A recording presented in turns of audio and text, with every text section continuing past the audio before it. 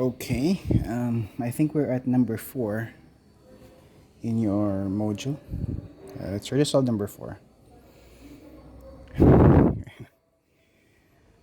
The total head loss from A to E as shown in the figure is 20 meters. Find the discharge in each pipe in cubic meters per second. Use friction factor that is equivalent to 0.02 in all pipes. So we have this piping system. So this is pipe 1, pipe 2, pipe 3, pipe 4, and then pipe 5. So in this case, ito ay hindi isang pipe, but this would be, pipes 3 and 4 would be different pipes na magkaibang pipe. Hindi siya isang pipe na ganun. Okay?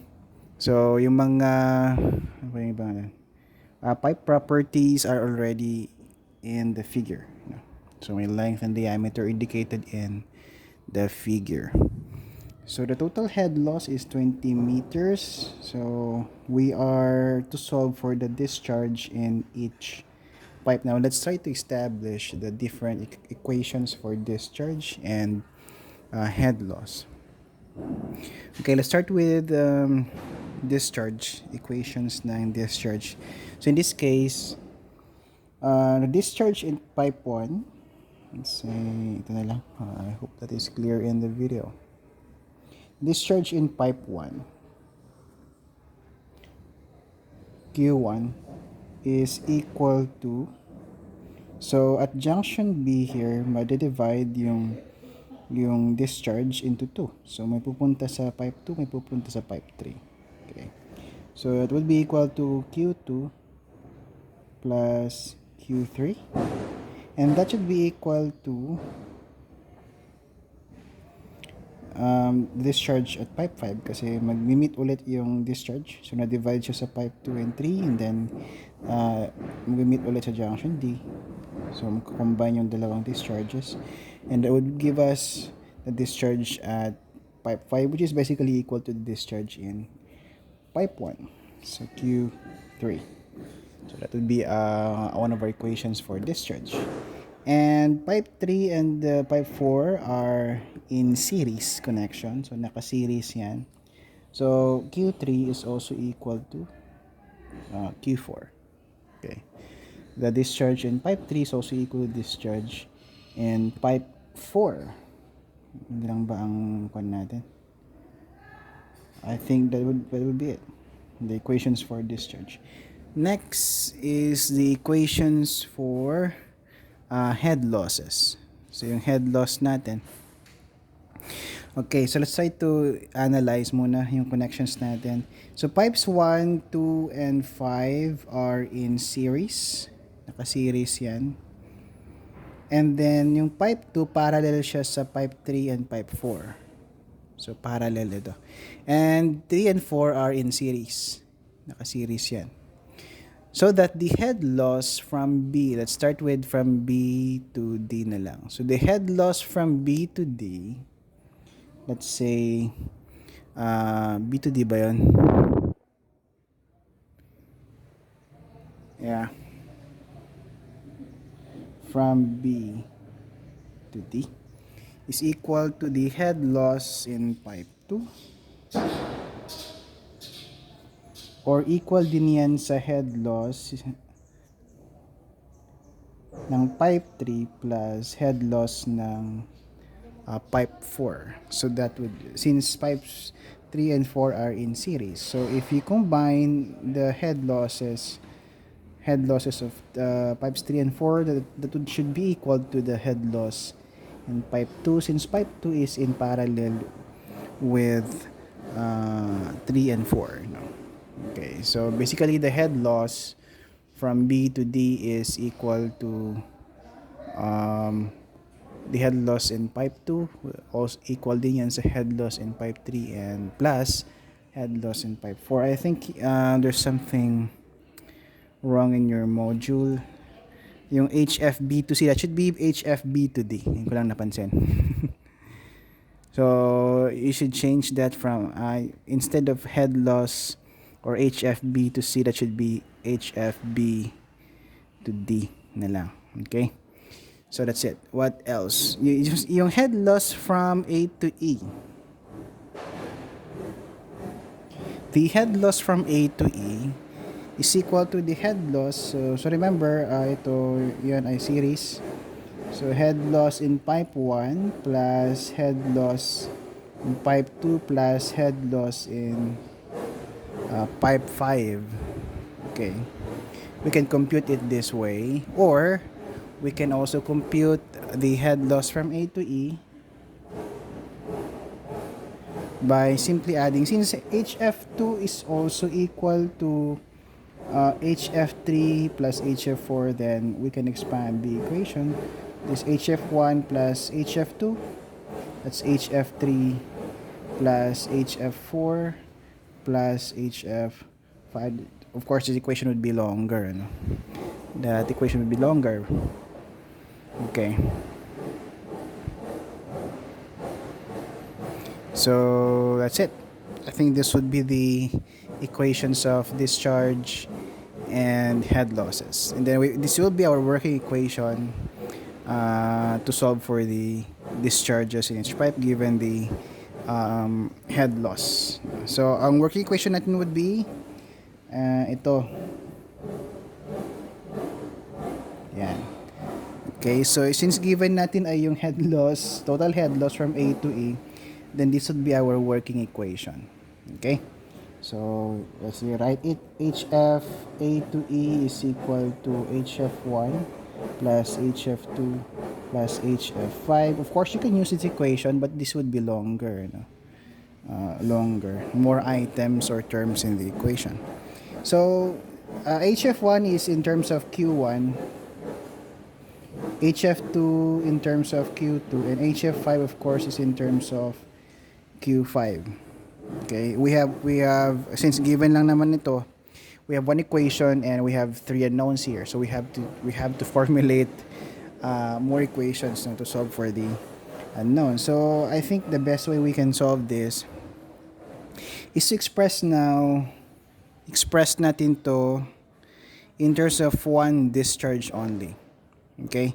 Since Q1 is equal to Q2 plus Q3 is equal to Q... Oh no, this should be Q5. I'm sorry. Nagaling ko lang sa inspection. Medyo pagod pa. Maybe we can just denote that as Q. Q na lang. Yung total discharge in the entire system is just Q. So we have to express each of these discharges in terms of Q. So Q1 is equal to Q, Q5 is also equal to Q. We need to express Q2 in terms of Q. And then we can solve for Q, which is equal to Q1 and Q5. And then later on solve for Q3 and Q4 and Q2. Okay? So that's it. That's the plan. So it's important that we have a direction. No? So when we solve problems, it's important that we have a plan. Hindi lang solve. Okay, so our problem now is to express each discharge into a single discharge. So, paano yon? Okay?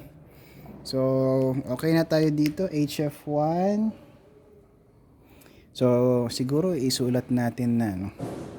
Yung mas magandang strategy. So let's express Q2 in terms of Q na lang muna. So how do we do that? So we know that Q is equal to Q2 plus Q3. So we have Q2 plus Q3.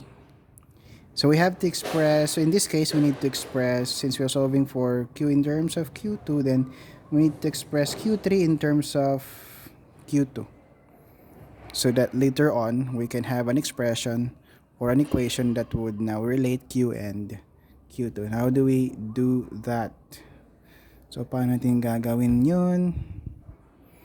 Okay, we know that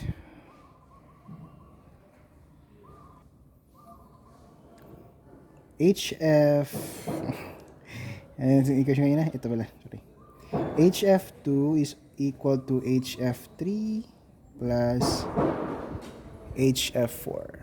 Okay, know that. So to relate now yung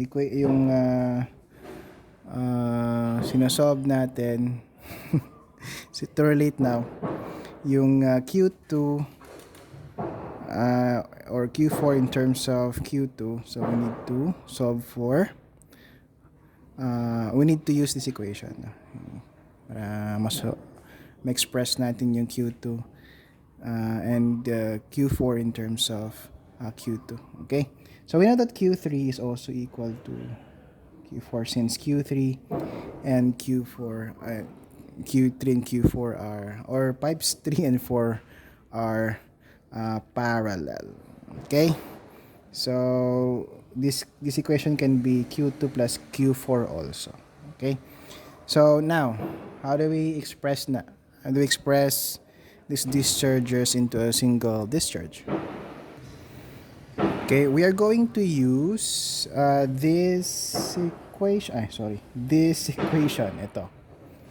So let's try to expand this equation. So HF2 is equal to, given naman na yung data dun sa figure natin, and all pipes has 0.02 friction factor. So HF2 is equal to, we have 0.08 to 6F is, what is F? 0.02. Length of pipe 2 is 600. Q2 squared all over D2 raised to 5.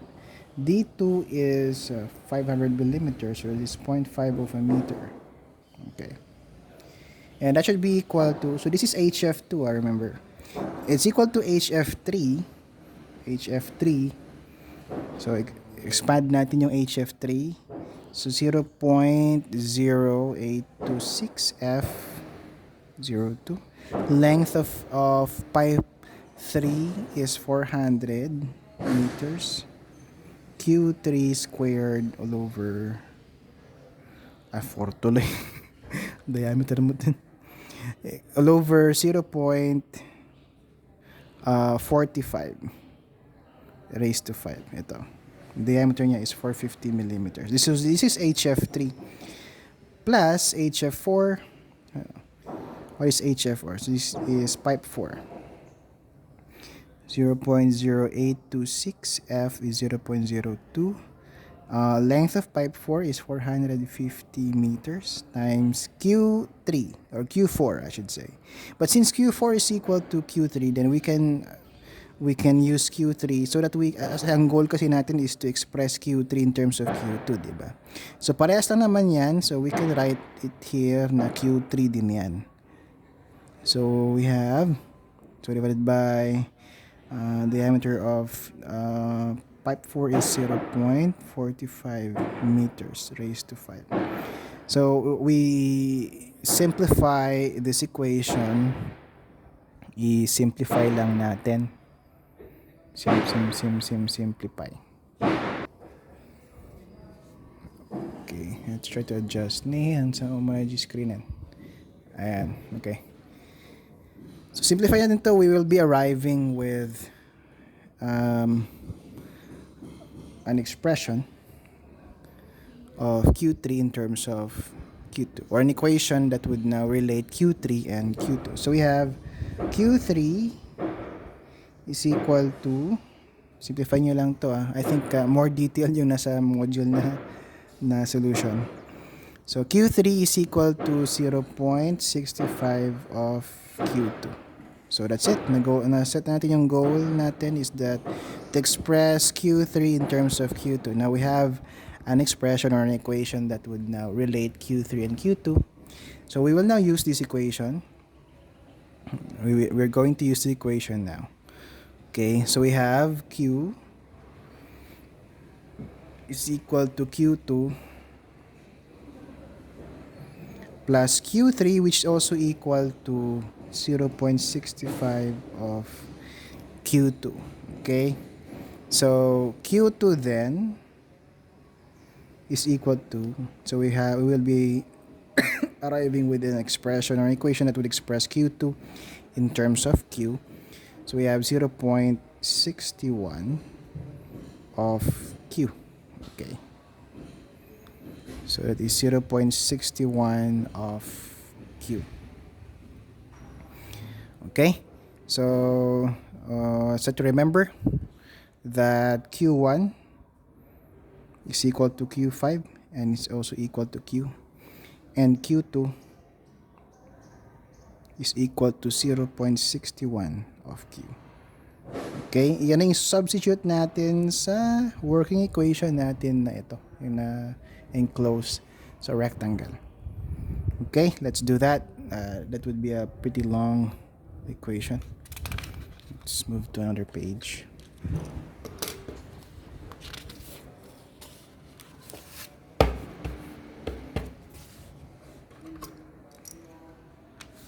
Ano nakasulat sa...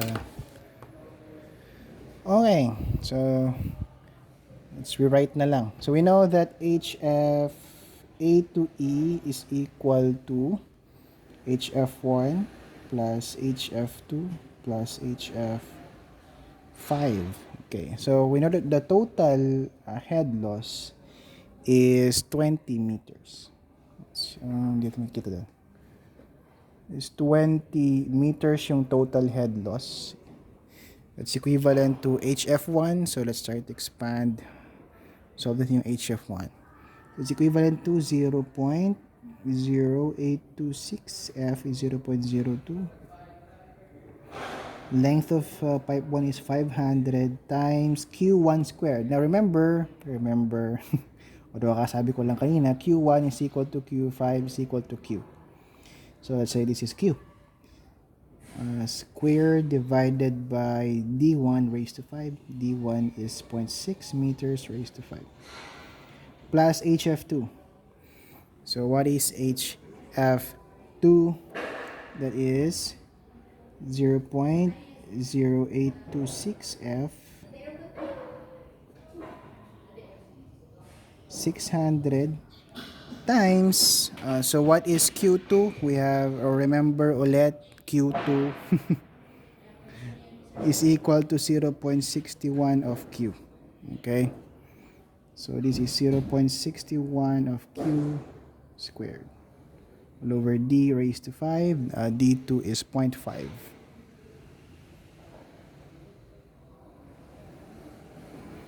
Okay, then plus, so finally last term we have 0.0826 F.